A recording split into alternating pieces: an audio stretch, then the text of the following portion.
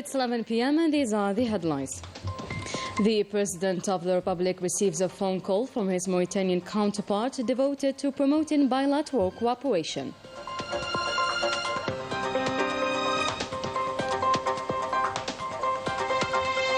The Constitutional Court keeps processing the candidates' appeals before announcing the final list of this event, eagerly awaited by our nationals abroad. 3 dangerous terrorists are killed in Indifla province by detachments of the PNA, always determined to fully uproot them.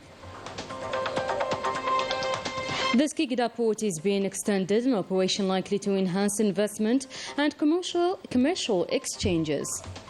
And our daily sports window will be devoted to the Olympic Games taking place in Paris.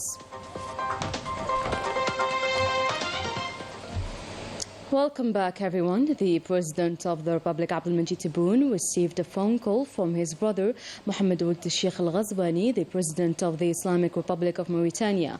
The two sides discussed the fraternal relations between both countries and the ways to strengthen them in all fields to serve the interests of the Algerian and Mauritanian peoples. Presidential elections on the 7th of September now. So far, the Constitutional Court has received 5 appeals filed by candidates rejected by the Independent National Elections Authority. The Constitutional Court has started studying all files and examining the subscription forms, and this will take place within a maximum period of 7 days before announcing the final list of candidates to run for the upcoming presidential elections. And this major event is eagerly awaited by our nationals abroad who are aware of its paramount importance in shaping the new Algeria. Let's have a listen to some of them met by our correspondent Afaf Berouchat in several French cities. Moi, en tant que fille de Mujahid, j'ai suivi l'évolution. As a Mujahid's daughter, I followed the evolution, the degradation and the renewal of Algeria. The capacity to emerge from darkness strengthens us and makes us proud of our origins. Nous renforce et nous rend fiers de nos origines. L'élection présidentielle algérienne. The Algerian presidential elections are the most important event. Choosing the person who will lead and protect the country at the national and international levels is a major criterion of trust for every Algerian who will inspire at the international level a policy of defending the fair causes and the oppressed people. Je rappelle tout de même que l'Algérie est élue au Conseil de sécurité des Nations Unies. Algeria is a non-permanent member of the Security Council of the United Nations and a member of the Vice Presidency of the Human Rights Council, which are 2 important institutions when it comes to backing causes that are important for the Algerian diplomacy. These are inherited principles of the Liberation War and part of the anti-colonialism policy, which means the right of people to self-determination and defending the oppressed peoples. The presidential elections are not just important, they are vital for Algeria at the international level. Elle est vitale pour la voix de l'Algérie, pour l'expression de la voix de l'Algérie à l'international. In another context, and as part of the fight against terrorism and during search and covering operation in the locality of Tashta Zougara in Al-Attaf in the military sector of Indifla, belonging to the 1st Military Region, a detachment of the PNA shot dead 3 dangerous terrorists, namely the terrorist Dabar Boumediene, the terrorist Hamnash Ibrahim, and the terrorist Alali Mohammed. This operation resulted in the recovery of 2 Kalashnikov-type machine guns, 5 magazines, and a quantity of ammunition and various objects. And this operation confirms once again the vigilance and determination of PNA units to hunt down these criminals throughout the national territory until they are completely eradicated. The Bureau of the Council of the Nation, chaired by Salah Goujil, and in a communique, condemns the recognition by the French government of the so-called autonomy plan for the territory of Western Sahara, which thereby endorses the Moroccan occupation of the Sahrawi territories, defying the will of the Sahrawi people. The Bureau expresses its deep concern and disapproval and denounces a serious drift and calculated risk that torpedoes international efforts, which placed this issue for decades on the list of territories awaiting decolonization. The position in question represents France's blatant disregard for UN resolutions and the advisory opinions. The Speaker of the Council of the Nation added that the French government's decision to recognize the occupation of Western Sahara and its support for the Moroccan theory are aiming but in vain to undermine the efforts of international and regional organizations in favor of the Sahrawi people, exercising the legitimate right to self-determination. Adding that Algeria, which condemned colonialism in the past and rejected it, is still rejecting the latter and will continue to do so, whatever the form or origin it can have. And just like yesterday when Algeria distinguished between the French people and the French colonial regime, Algeria today distinguishes between the Moroccan people and the colonial Makhzen regime. The Bureau also recalls the constant positions of the new Algeria, which foundations are laid by the President Abdelmajid Tebboune towards just causes, including the one of Western Sahara, reaffirming its support for the inalienable rights of the Sahrawi people to self-determination and independence, and to defend their land and its wealth by all legitimate means of resistance guaranteed by international law. The extension of the port of Skikda will be soon completed. This mega project, entirely financed by Sonatrach Group, will help increase the vessel's traffic and raise significantly the volume of hydrocarbons products. More details by both Naim Al-Walish and Wayne Al-Bahri. The commissioning of the port extension in Skikda province is imminent. This project is entirely carried out by the EPM subsidiary of Sonatrach Group, and this will allow LNG carriers to transport huge quantities of petroleum products. We have tested the loading of the LNG carrier Sheikh Al Mukrani with a capacity of 74,000 cubic meters. Heading to Cartagena in Spain, some updates are currently underway, and the transfer is scheduled for the end of this month to the gas liquefaction plant of Skikda. The project costs approximately 54 billion dinars. The extension of the oil port of Skikda will allow the costing of the largest mechanical vessels, where the capacity can reach 220,000 cubic meters. This will allow Sonatrach to conquer the most distant markets in Asia. In addition to the construction of a large-scale oil methane station, EPM Sonatrach is also working on the construction of new quay with cutting-edge technology, allowing the fluidity of loading and unloading on large scale. The works of this terminal are 80% completed. As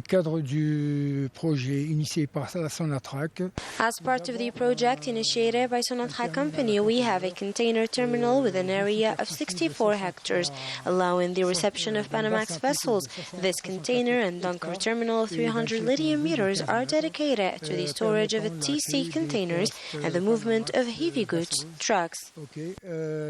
The reception of this new infrastructure will significantly increase and facilitate the traffic of all kinds of goods, with a loading capacity for petroleum products alone of about 250,000 tons. And now let's head to the east of the country in Mila, where a number of thermal stations is increasing thanks to the facilitations granted by the authorities aiming to attract more investors and tourists. Miriam Davis and Yasin Hamdi. In the province of Mila, the thermal tourism is attracting more tourists looking for relaxation. With its natural and therapeutic sources, this region has become the place to be for the spa lovers. We have areas for men and women with a sauna. The thermal station has also cure treatments for the rheumatism and various skin allergies and diseases. And to encourage this kind of activities that attract an important number of tourists, the public authorities facilitate the launching of the thermal stations projects by easing the administrative procedures, regularizing the situation and offering a technical support. The thermal stations are an added value to the local development. The government encourages the investment in the medical sector and thermal tourism. We made a lot of efforts to develop this sector, and today, thanks to God, the results are quite visible as we became a very attractive tourist region.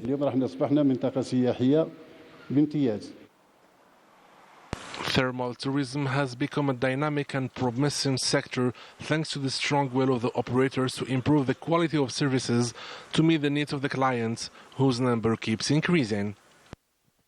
And as part of the joint Algerian-Turkish military cooperation program, the Turkish Navy landing ship TCG Bay Raktar L-402 docked today at the port of Algiers for a stopover that will last until the 30th of July. The aim of this activity is to strengthen bilateral military cooperation between the Algerian naval forces and the Turkish Navy. During the stopover, the ship's captain paid a courtesy visit to the command of the Central Maritime Facet of the 1st Military Region. Several activities were organized for the Turkish ship's crew.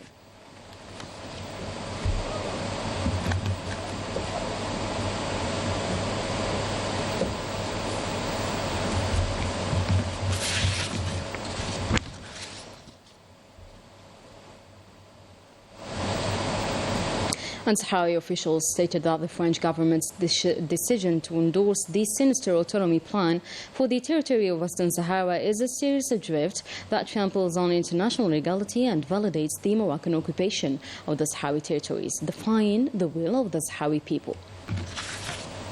The Collective for the Coordination of Sahrawi Associations in France has denounced the French government's decision to support the Moroccan autonomy plan for Western Sahara, describing it as a political, economic and diplomatic mistake, and that the consequences would be harmful for the region and Europe. Spanish and British associations supporting the Sahrawi people underscored that the support of France to Morocco's so-called autonomy plan for Western Sahara is a flagrant violation to the international legality and will undermine the UN's efforts to hold off a self-determination referendum. Abroad, at least 36 Palestinians, including women and children, were killed and dozens were injured. A school sheltering displaced people in Deir al-Balah in central Gaza was targeted by the Zionist occupation forces. Another bloody operation is still underway in the region. The latest developments with Wissam Abu Zaid and Rani al-Bahri. An inhumane attack in broad daylight against a school used as a shelter for displaced Palestinians in west of Deir al-Balah in central Gaza. At least 36 martyrs and more than 100 injured, including serious cases. Desperate families are constantly forced to move, escaping Zionist violence, and have no safe place to go, deprived of basic humanitarian assistance. The families have taken refuge in this school, fleeing the Zionist barbarity. But even in this place used as a shelter, where we are crammed together, we are not safe from the savage Zionist strikes with cutting-edge weapons provided by the Americans. The devastating attacks by the Zionist entity against displaced people continue to kill hundreds of Palestinians. Yesterday was a particularly deadly day. The Zionist army has intensified its bombings, causing massive destruction of homes, killing more than 70 people. The few hospitals that are still operational are completely overwhelmed and are collapsing under the influx of patients. There is no safe place in the entire Palestinian enclave. No one is spared, neither women, children, nor the elderly. The occupying army targets everyone without exception, and nothing seems to stop it. About 182,000 Palestinians have been forced to leave the center and the east of Khan Yunis since Monday, while the intensification of bombings is fueling new waves of internal displacement across Gaza, facing an unprecedented humanitarian catastrophe. We are living a real ordeal. The Zionist army has bombed our houses and has constantly forced us to move. We are deprived of all. The occupier has razed our homes and is forcing us to move for the 4th time. It's a real nightmare. Reacting to the ordeal of displacements, the head of the European Union diplomacy, Josep Borrell, called for an urgent ceasefire and respect for international humanitarian law, being outraged by the incessant attacks on schools that serve as a shelter for the displaced people. The fragile population is called upon to move elsewhere again and again. Most of the 2.4 million inhabitants of the Palestinian enclave have been displaced at least once, and many have found refuge in schools targeted by the Zionist war machinery. Sidi Ali Boudina qualified to the quarter-final round of the rowing contest after ranking first in the third heat. He will resume the competition on Tuesday. Our ancestral values are being displayed to the nationals. Kids now spending their summer vacations in Shlif province, including horse riding, a traditional sport that amazed them and made them more attached to their motherland, according to our reporters Karima Lashmat and Najah Tayar. As the yearly tradition of the Fantasia Park says, horse riders from the four corners of the country gather in Benaria municipality in Shlif province to display an amazing show, decking out in their finest finery, and with pride of commemorating the ancestral heritage of knighthood, they ride their horses with their richly decorated harnesses. Every year we hold this event in Benaria with stimulated cavalry chargers, and people come to see us from all over the country. The heritage has been handed down from father to son. My grandfather was a horseman and a shahid too, so thank God I've taken the helm. Our aim is to preserve the legacy of our ancestors. And as the horsemen performed acrobatic moves at top speed, loading and unloading their rifles, the audience watched in amazement, and children were dazzled by the show. This show demonstrated the skill that our grandfathers used to have. I'm proud of my country, Algeria. With these continuous performances, Fantasia Park remains one of the multifaceted national intangible legacy associated with our genuine identity and rich culture that has to be passed over the future generations. That was it for today's news. Thank you so much for watching. I'll see you tomorrow.